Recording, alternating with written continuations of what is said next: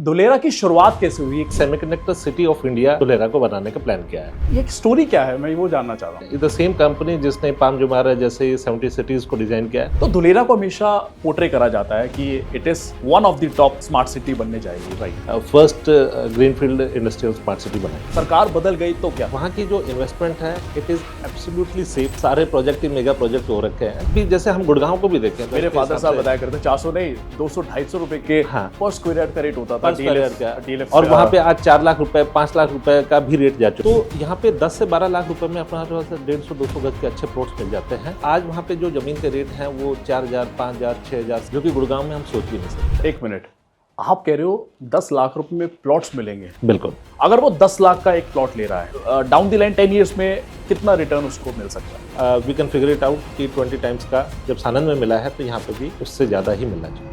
So hi guys, I'm your host Ankit Singh and welcome back to your channel State India. So आज गुड़गांव या नोएडा की बात करने नहीं आया हूँ। आज मैं एक ऐसी स्मार्ट सिटी के बारे में जिक्र करेंगे जो काफ़ी डिमांडिंग है और काफ़ी चर्चा पे है इस टाइम पे।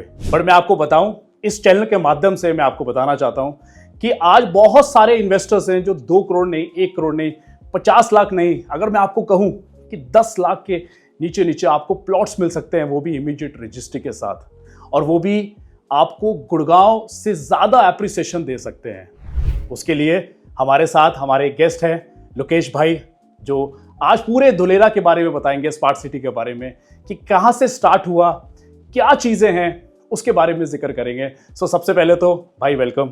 थैंक यू भाई। कैसे हैं आप? मैं बिल्कुल बढ़िया, एकदम first class. Thanks for asking. तो ये मुझे ये बताइए कि धुलेरा की शुरुआत कैसे हुई, कहाँ से और क्यों आया धुलेरा? सो धुलेरा को बेसिकली गवर्नमेंट ऑफ इंडिया एक नया शहर बनाना चाह रही थी, जिसको एक सेमीकंडक्टर सिटी के तरीके से इसको प्रोजेक्ट करना चाहती है। जिस तरीके से Gurgaon automobile hub of India बना है और गवर्नमेंट ने इसको प्रोजेक्ट किया है, उसी तरीके से ही semiconductor city of India Dholera को बनाने का प्लान किया है। इसको बारे में सबसे पहले 2007 में उस टाइम के मुख्यमंत्री नरेंद्र मोदी जी ने जिक्र किया था, बट चीज़ें काफ़ी लेट उसमें शुरू की। तो 2012 में ये ऑफिशियली इसको स्टार्ट किया गया, और जहाँ पे इसके एक प्रोजेक्ट मैनेजर CEO हायर किए, और उन्होंने फिर एक हेल्क्रो कंपनी है, द सेम कंपनी जिसने पाम जुमारा जैसे 70 सिटीज़ को डिज़ाइन किया है, अच्छा, उसको इसको ऑनबोर्डिंग लेके आए, और उसने इसकी पूरी डिजाइनिंग प्लानिंग में पूरा 5 साल का टाइम लिया। एंड 2017 में उन्होंने अपना एक मास्टर प्लान सबमिट किया उनके साथ में कि इस तरीके से इसको एक design city, first greenfield industrial smart city बनाएंगे। ठीक है, तो एग्जैक्टली लोकेशन कहाँ है, कहाँ लोकेटेड है ये? सो ये एग्जैक्ट लोकेशन इसकी अहमदाबाद के साउथ वेस्ट में, if you goes towards Bhavnagar, तो अभी जो करंट डिस्टेंस है it is around 109 kilometre away from Ahmedabad, but एक नई कनेक्टिविटी इसके साथ में जा रहे हैं, जिसके साथ में अराउंड 50 से 60 किलोमीटर की डिस्टेंस इसकी रह जाएगी। So it is on the Bhavnagar road. तो लोकेश भाई ये बताओ, काफी टाइम से चलता आ रहा है ये एक स्टोरी क्या है, मैं वो जानना चाह रहा हूँ। सो देखो, इसमें क्या था कि अभी जैसे हम गुड़गांव को भी देखें तो गुड़गांव में 1983 में मारुति कंपनी आई थी, तो लास्ट 40 ईयर्स से गुड़गांव ग्रो ही कर रहा है। ठीक है, तो इसी तरीके से जब कोई शहर इनिशियली जब बढ़ना शुरू होता है तो इनिशियल टाइम लगता ही लगता है, और खासकर जब जहाँ पर आपको एक प्लान्ड सिटी बनाना हो, ऐसा नहीं है कि आप कोई अनप्लान्ड तरीके से आगे बढ़ाते जा रहे हो।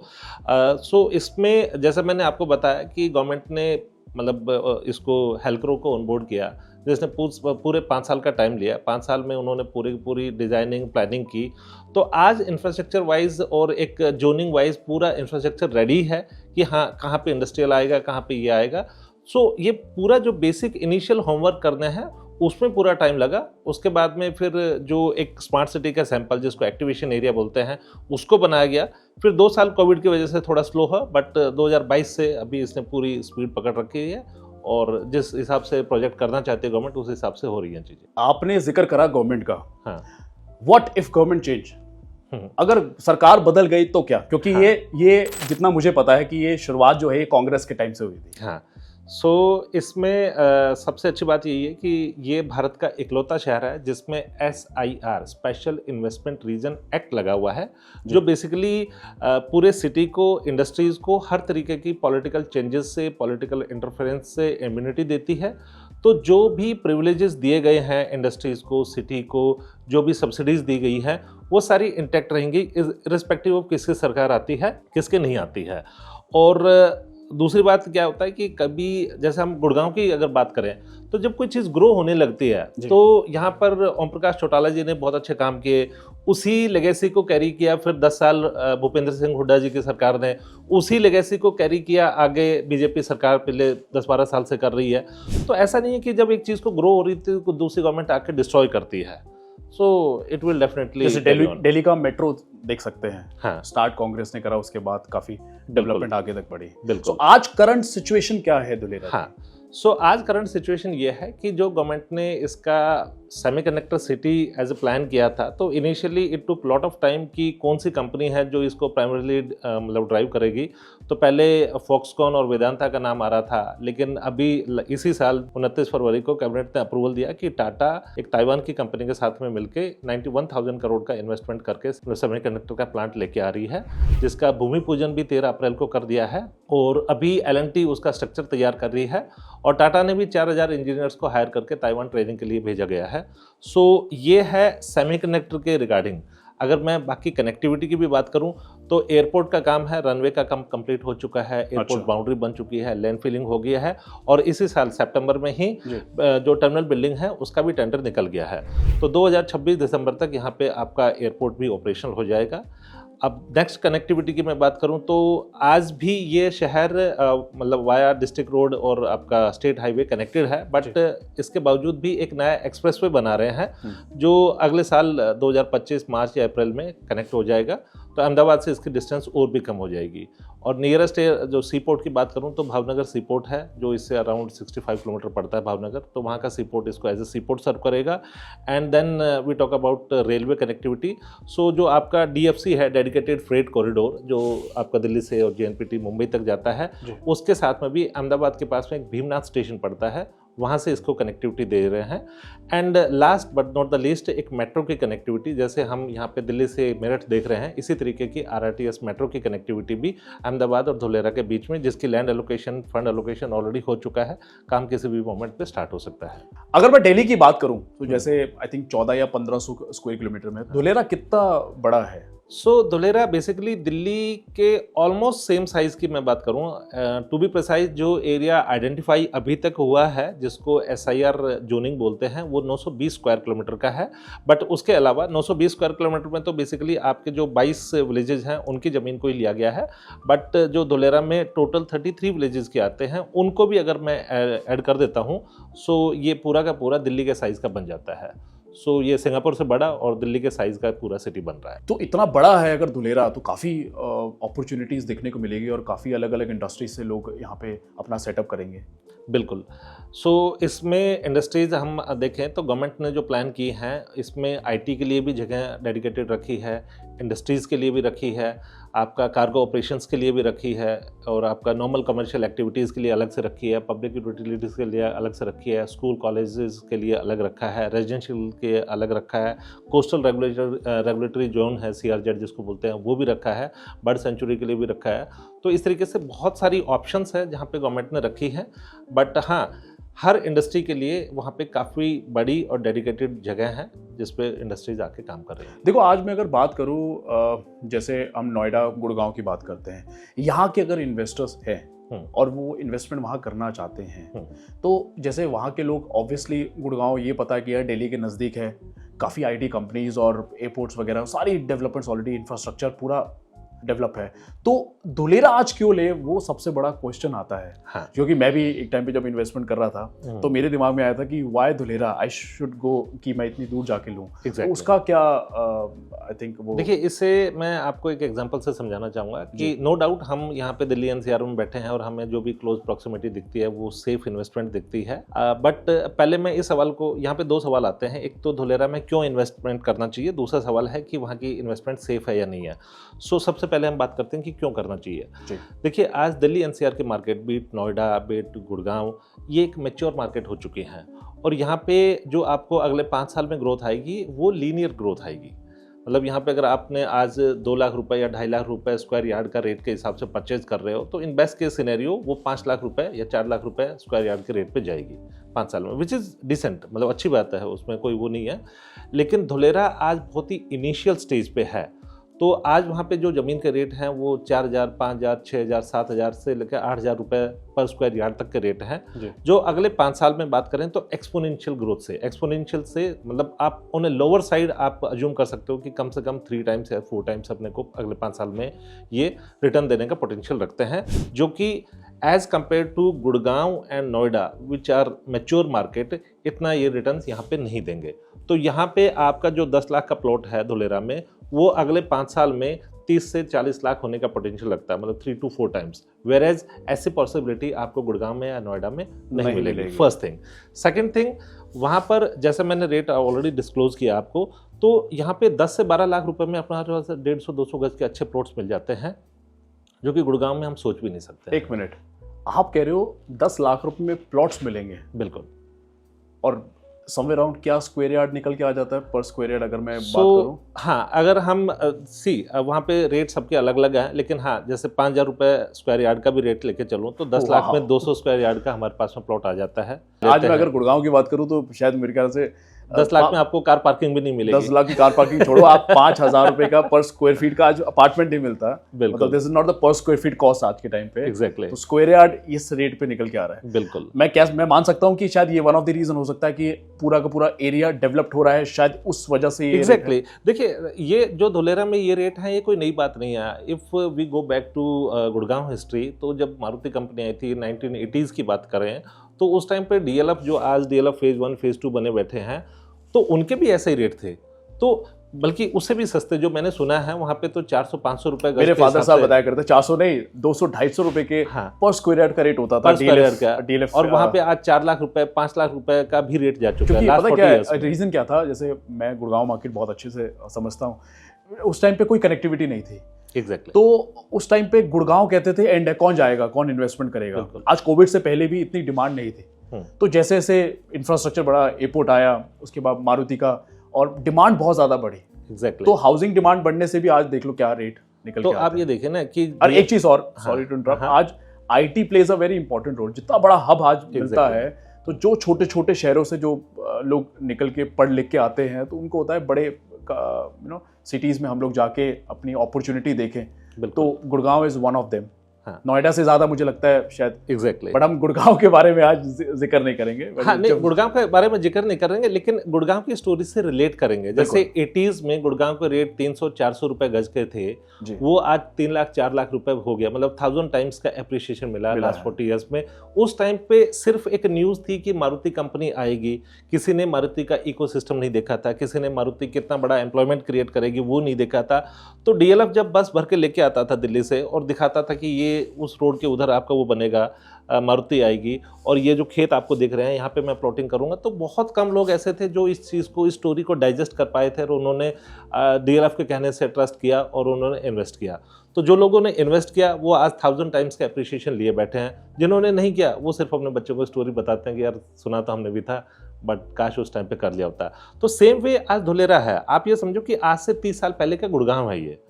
तो इस तरह के रेट होना वाजिब है, लाजमी है। तो डोंट बी सरप्राइज कि आज वहाँ पे 5,000 से 10,000 रुपए के रेट है, क्योंकि हर शहर की ऐसे ही हम्बल बिगनिंग ही होती है। अच्छा, एक टेढ़ा सा सवाल है, मैं पूछूंगा। हाँ। मैंने गूगल पे भी, ऑनलाइन भी बहुत सारी चीज़ें देखी हैं। तो धुलेरा को हमेशा पोर्ट्रे करा जाता है कि it is the top, one of the top smart city बनने जाएगी। राइट।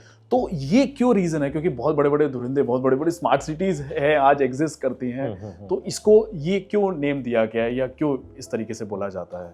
बहुत अच्छा सवाल है आपका। देखिए क्या है कि गवर्नमेंट आज 22 सिटीज़ को स्मार्ट सिटी बोलती है, that includes Delhi and Gurgaon as well. But आपको भी मालूम है कि गुड़गांव का जो सेक्टर 29 का एरिया है, सिर्फ वो एरिया ही स्मार्ट सिटी है। या मतलब दिल्ली की भी बात करें तो लुटियंस एरिया है, वही स्मार्ट सिटी है।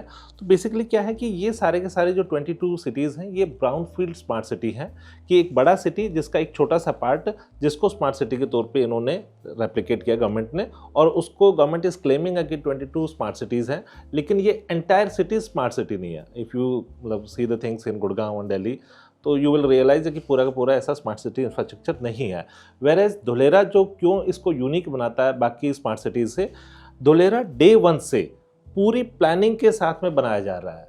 तो ये ब्राउन फील्ड स्मार्ट सिटी ना होकर ग्रीन फील्ड स्मार्ट सिटी है, जिसकी डे 1 से पूरी प्लानिंग की है। जैसे मैंने बताया, हेल्कोर ने इसीलिए 5 साल का टाइम लिया था। So that's why it is unique among other smart cities. Wonderful. और ये प्लग इन प्ले क्या है? हाँ, सो वहाँ पे गवर्नमेंट क्या कर रही है कि आप जब किसी भी इंडस्ट्री को इनवाइट करते हैं तो वो इंडस्ट्री आके अपना पूरा सेटअप कर दे।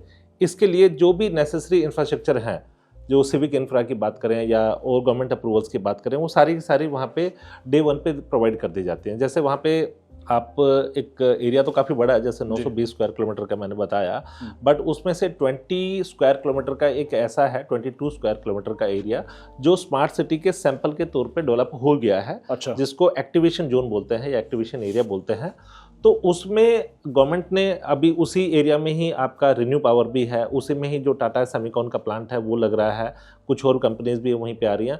तो उन कंपनीज को पूरा का पूरा जो इंफ्रास्ट्रक्चर चाहिए, आपको इलेक्ट्रिसिटी चाहिए, आपको वेस्ट मैनेजमेंट के लिए काम चाहिए, आपको पानी चाहिए, आपको और जो भी सिविक इंफ्रा चाहिए, अप्रूवल्स मिल जाए, वो डे 1 पे सारे वहाँ पे रेडी मिलते हैं। तो जो काफ़ी टाइम लाइसेंस लेने में, काफ़ी टाइम जो इंफ्रास्ट्रक्चर रेडी करने में लगता था कंपनीज का, वो आपका जीरो हो गया। तो इन्वेस्टर्स को क्या गवर्नमेंट हेल्प कर रही है किसी चीज़ से? हाँ, बहुत अच्छा सवाल, आप थैंक्स फॉर रिमाइंडिंग। एक वहाँ पर एडमिन बिल्डिंग है जिसको ABCD बिल्डिंग बोलते हैं। ABCD मतलब ABCD building? Yes, admin come business centre for Dholera. Okay. तो ABCD बिल्डिंग एक वहाँ पर एक सिंगल विंडो क्लियरेंस सिस्टम मिला है। अब आपको मालूम है कि कोई भी इंडस्ट्रीज आती है तो उसको दुनिया जहान के अप्रूवल्स एंड परमिशंस की जरूरत होती है। तो कि एक इंडस्ट्री के लिए पिलर टू पोस्ट उनको ना भागना पड़े, इसलिए एक ही जगह से हर तरीके के आपको लाइसेंस मिल जाते हैं और विद इन 7 डेज आपको किसी भी तरीके का कोई भी लाइसेंस हो वो वहाँ पे आपको मिल जाएगा। तो ये फर्स्ट सपोर्ट है। दूसरा, गवर्नमेंट वहाँ पे काफ़ी सब्सिडाइज रेट पे लैंड अलोकेट कर रही है। अभी टाटा को उन्होंने मतलब काफ़ी अच्छे, मतलब काफ़ी रीजनेबल रेट पे ज़मीन दी है, रिन्यू को दिया है, तो काफ़ी मतलब तरह के सब्सिडीज वहाँ पे मिल रही है। ठीक है।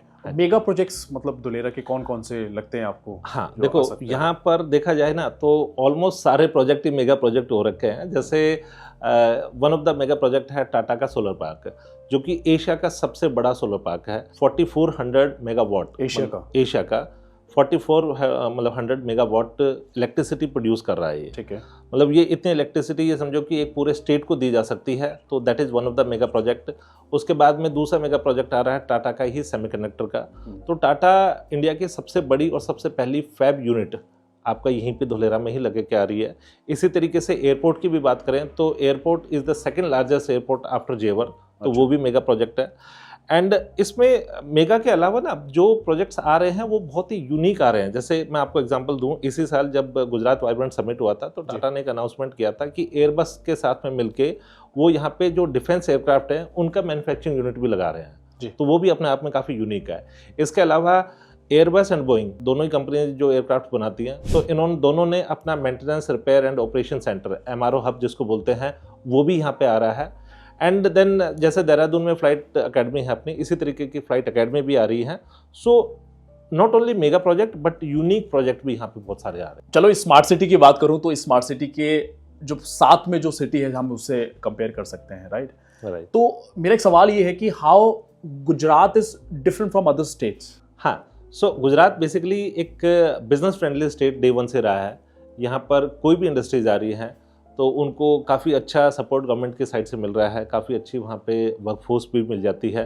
तो गुड़गांव में जो भी इंडस्ट्रीज आई है वो फ्लोरिश हुई है। और मतलब यहाँ के जो नॉर्म्स हैं, पॉलिसीज़ हैं, गवर्नमेंट पॉलिसीज़ हैं, वो काफ़ी ईजी एंड रिलैक्स्ड हैं as compare to other states. क्योंकि गुजरात तो वैसे भी बिजनेसमैन का पूरा मतलब हब है, तो इंडस्ट्री जो आ रही है उनके लिए तो ये हेवन है। और दैट इज़ द रीज़न जो टॉप कंपनीज़ हैं उन्होंने अपना मैन्युफैक्चरिंग यूनिट गुजरात में डाली है। एंड सेकेंडली गुजरात की एक काफ़ी बड़ी कोस्टल लाइन भी है, जिसकी वजह से जो ट्रांसपोर्टेशन है वो भी समुद्र के रास्ते अपना इजी हो जाता है। मैंने ना एक सोनू शर्मा का एक वीडियो देखा था and he was comparing with Shanghai. तो मतलब मुझे समझ नहीं आया कि शंघाई से कैसे कंपैरिजन। वो जेन्युइन कंपैरिजन था। तो शंघाई मतलब दुनिया में देखो कुछ ही ऐसे सिटीज़ हैं जिन पे SIR स्पेशल इन्वेस्टमेंट रीजन जैसे पावरफुल एक्ट लगे हुए हैं। तो Shanghai is one of them, Dholera is second of them. तो इस तरीके से जैसे शंघाई एक बहुत ही मतलब बिजनेस फ्रेंडली आपका सिटी है, जहाँ पे दुनिया भर की इंडस्ट्रीज़ हैं, मैन्युफैक्चरिंग हब है, और गवर्नमेंट उसको बहुत अच्छे से प्रमोट कर रही है। एंड सबसे अच्छी बात है कि उनको फेवर करने वाली पॉलिसीज़ वहाँ पे हैं, रिबेट्स एंड सब्सिडीज़ वहाँ पे है। तो सेम उसी तरीके के ही जैसा मैंने इनिशियली भी कवर किया था कि पॉलिटिकल चेंजेस से इम्यूनिटी देना, पॉलिटिकल डिस्टर्बेंस से उनको इंटैक्ट रखना, इस तरीके की चीज़ें यहाँ पे लेके आ रहे हैं। तो शंघाई की तरीके से ही यहाँ पे पूरी की पूरी प्लानिंग रहेगी, वैसे ही पावरफुल एक्ट्स रहेंगे और उसी तरीके का ही इंफ्रास्ट्रक्चर रहेगा। तो जो आज प्राइस आ चुका है, मैं सेट नहीं बोल सकता, जो प्राइस आ चुका, तो ये इज इज फर्स्ट प्राइस जो लॉन्च हुआ है प्लॉट का, या इससे पहले भी कोई प्राइसिंग आ चुकी है? देखिए, आज क्या है कि आज सिचुएशन ये है कि ऑन ग्राउंड रियलिटी दिखनी शुरू हो गई है। लेकिन आज से 5 साल पहले की अगर बात करें तो 5 साल पहले बहुत सारी चीज़ें ना सिर्फ कागजों में थी। जैसे फॉर एग्जांपल सिर्फ प्रपोज था कि एक एयरपोर्ट बनना है, प्रपोज था कि एक एक्सप्रेसवे की कनेक्टिविटी रहेगी, प्रपोज था कि आपका यहाँ पे सेमीकंडक्टर प्लांट आएंगे, तो सारी चीज़ें ना प्रपोज थी। तो उस टाइम पे जो लैंड की वैल्यू थी वो ऑलमोस्ट 1/5 थी। तो मतलब जो चीज़ आपको 5,000-6,000 रुपये आज पर स्क्वायर यार्ड पे मिल रही है, उस टाइम पे 1,800 रुपये पर स्क्वायर यार्ड के हिसाब से थी। क्योंकि प्रपोज से आज ग्राउंड रियलिटी बन चुकी है, तो जो चीज़ 1,000 की थी वो 5,000-6,000 की ऑलरेडी हो चुकी है लास्ट 5 ईयर्स में। क्योंकि आपको भी मालूम है कि वो चीज़ों में काफ़ी रिस्क होता है। लेकिन आज एयरपोर्ट ऑन ग्राउंड दिखता है, आज Tata semiconductor plant on ground दिखता है, टाटा का सोलर प्लांट है ऑन ग्राउंड दिखता है, रिन्यू का ऑन ग्राउंड दिखता है, एक्सप्रेसवे ऑन ग्राउंड दिखता है, एबीसीडी बिल्डिंग है ऑन ग्राउंड दिखती है। तो लास्ट 5 ईयर्स में ऑलमोस्ट 5 टाइम्स का अप्रिशिएशन आया है। एंड डोंट बी सरप्राइज अगर अगले 5 साल में भी, मतलब मैं काफ़ी कंजर्वेटिव वे में बोला है कि 3 to 4 टाइम्स का, लेकिन आइडियली मतलब I am not coating but still जो मेरी अजम्पशन है, जो मैंने जिस एक्सपेक्टेशन से मैंने भी वहाँ पे इन्वेस्टमेंट किया है, it should be more than 5 times होना चाहिए। हाँ, होना चाहिए। क्योंकि एक मैं आपको ना एक छोटा सा कंपैरिजन वहीं का कर देता हूँ। सानंद वहीं के अहमदाबाद के पास में ही दूसरा एक छोटा सा गांव होता था। 2010 में वहाँ पे टाटा नैनो की फैक्ट्री लगाई गई थी। तो 2010 से 2020 में सानंद की अगर प्रॉपर्टीज की बात करें तो वो 20 टाइम्स जंप हुई है, 20 टाइम्स का अप्रिशिएशन आया है। अब सानंद और धोलेरा को अगर हम कंपेयर करते हैं तो सानंद ना तो स्मार्ट सिटी है, ना भारत सरकार और गुजरात सरकार जैसा जेवी है, ना वहाँ पे एयरपोर्ट है, ना सी पोर्ट है, ना एक्सप्रेसवे है, ना SIR जैसे पावरफुल एक्ट है। तो अगर ऐसी जगह हैं जो एक गांव से उठ के आज एक इंडस्ट्रियल टाउन बनने की वजह से 20 टाइम्स का 10 साल में अप्रिशिएशन आया है, तो धोलेरा में तो उससे मच बेटर चीज़ें, इंफ्रास्ट्रक्चर एंड यूनिक इंडस्ट्रीज आ रही हैं। तो मेरी अजम्पशन यह है कि जो सानंद का प्रॉपर्टी अप्रिशिएशन हुआ है, इसको ये सरपास करेगा, फॉर श्योर करेगा। ये तो सुनने पे तो देखो बहुत चीज़ें अच्छी लगती हैं, ठीक है। अभी पूरा डेवलप नहीं हुआ है तो जो आप चीज़ें बता रहे हो, बट एक सबसे बड़ा जो क्वेश्चन है वो इन्वेस्टर्स के लिए रहता है। आज वो सिनेरियो नहीं है कि आज वो पैसा दे और रहना शुरू कर दे, right. So is it safe to invest in Dholera? देखिए, आज धोलेरा में लगभग सालाना 3,000 करोड़ रुपए की रेजिडेंशियल प्लॉटिंग में इन्वेस्टमेंट हो रही है। अच्छा। और मेजरली NCR से एंड नॉर्दर्न स्टेट से ही हो रही है, लाइक हरियाणा, पंजाब से ही हो रही है। मेरा अगला क्वेश्चन यही था कि ज्यादातर कहाँ से लोग इन्वेस्टमेंट यहाँ पे कर रहे हैं? So thanks for asking. मैं अभी से बता देता हूँ, मेजरली दिल्ली NCR से इसकी वो है इन्वेस्टमेंट हो रही है। And that also includes Haryana, Punjab and eastern UP, sorry आपका वेस्टर्न यूपी, यहाँ से आपके मेजरली हो रही है। अब दूसरी बात करते हैं सेफ की। तो यहाँ पर जो प्लॉटिंग कर रहे हैं वहाँ के डेवलपर्स कर रहे हैं, जिनमें से सारे के सारे डेवलपर्स हैं, वो एक क्या करते हैं कि एक टाउन प्लानर से अप्रूव करवाते हैं, पूरा सैंक्शन करवाते हैं, प्लान पास करवाते हैं। उसके बाद में पूरी एक बाउंड्री बना देते हैं पूरे प्रोजेक्ट की। जैसे एक प्रोजेक्ट की मैं बात करूँ, RSC का प्राइड के नाम से है, तो उन्होंने 40 एकड़ में पूरे की बाउंड्री कर दी है। बाउंड्री करने के बाद में उसमें लैंड फिलिंग कर दी है, इंटरनल रोड्स बना दिए हैं, सिक्योरिटी सिस्टम कर दिया है, प्लॉट्स की डिमार्केशन कर दिया है जी। तो अगर वो कल चाहें तो वहाँ पे कोई भी कंस्ट्रक्शन करके रहना शुरू कर देते हैं। तो क्योंकि ये गेटेड कम्युनिटी के गेटेड एक बाउंड्री के अंदर है, डेवलप्ड इंफ्रास्ट्रक्चर के साथ में है, डिमार्केशन के साथ में है, तो आपकी जो इन्वेस्टमेंट है प्लॉट की है वो हर तरीके की सेफ़ है। आपको वहाँ पे साथ के साथ रजिस्ट्री मिल रही है। रजिस्ट्री के साथ में लगभग 3 से 6 महीने के अंदर अंदर जो आपकी लैंड रिकॉर्ड की वेबसाइट है anyror.gujarat.gov.in, उस पर आपको नाम मिल जाता है, आपको फिजिकल पोजीशन मिल जाता है और डिमार्केशन के साथ में आपको चीज़ मिल जाती है। तो इट इज़ एब्सोल्युटली सेफ। सो मैं पूछना चाहता हूँ कि आज मैक्सिमम जो लोग हैं इन्वेस्टर्स हैं, 100% इन्वेस्टर्स हैं जो लगा रहे हैं, तो लोग अलग अलग ट्रेड से कंपैरिजन करेंगे, ठीक है, कि मेरा ज़्यादा से ज़्यादा जो रिटर्न है उसकी पॉसिबिलिटीज़ हो। तो 10 से 20 साल में क्या एक्सपेक्ट करते हो कि ये पैसा कहाँ बढ़ेगा? क्योंकि आपने जैसे बताया कि ये एक नया शहर है जो बनने जा रहा है, नई बड़ी बड़ी कंपनीज हैं, एयरपोर्ट का बताया आपने, सी पोर्ट का बताया। सो डाउन द लाइन मैं 20 साल छोड़ देते हैं, 10 साल में अगर मैं बात करूं, अगर वो 10 लाख का एक प्लॉट ले रहा है, अगर मिनिमम इन्वेस्टमेंट की बात कर लेते हैं, so down the line 10 years में कितना रिटर्न उसको मिल सकता है? देखिए, इसका स्ट्रेट फॉरवर्ड आंसर देना थोड़ी सी मैच्योरिटी दिखाएगा, लेकिन हम अगर कंपेयर करते हैं, जैसे मैंने अभी एग्जांपल में कंपेयर किया था, सानंद की बात की थी, तो सानंद में प्रॉपर्टी 10 साल में 20 टाइम्स का एप्रिसिएशन हुआ था। इसी तरीके से गुड़गांव की भी जब इनिशियली बिगनिंग हुई थी तो वहाँ पे भी काफ़ी अच्छा रिटर्न मिला था, मोर देन 20 टाइम्स का मिला था। तो इस तरीके की चीज़ें हैं जो मिलने की पॉसिबिलिटी है, बट हाँ, स्ट्रेट अवे 20 टाइम्स बोलना मेरे ख्याल से ऑन रिकॉर्ड ऑन कैमरा ठीक नहीं रहेगा, बट हाँ, yes, for comparison we can figure it out कि 20 टाइम्स का जब सानंद में मिला है तो यहाँ पे भी उससे ज़्यादा ही मिलना चाहिए। तो जो इन्वेस्टमेंट कर रहा है वो इसको यूज भी कर सकता है इन फ्यूचर। जैसे अगर मैं रेजिडेंशियल की अभी बात कर लेता हूँ, तो इसमें कौन सी कैटेगरी है, पहले वो जान लेते हैं। प्लॉट्स में आप लोग क्या है, जैसे रेजिडेंशियल है, इसमें और क्या क्या चीजें हैं? प्लॉट्स में अभी जो मेन ट्रेडिंग हो रही है वो रेजिडेंशियल में ही हो रही है। हालांकि मतलब जो इंडस्ट्रीज आ रही हैं वो अपने इंडस्ट्रियल प्लॉट भी ले रही हैं, कमर्शियल प्लॉट्स भी ले रही हैं सारे, बट मेजर ट्रेडिंग या जो अपने छोटे बजट के इन्वेस्टर्स हैं हमारे पास, जो 10 लाख 15 लाख 20 लाख रुपए की कर रहे हैं, वो रेजिडेंशियल प्लॉटिंग में कर रहे हैं।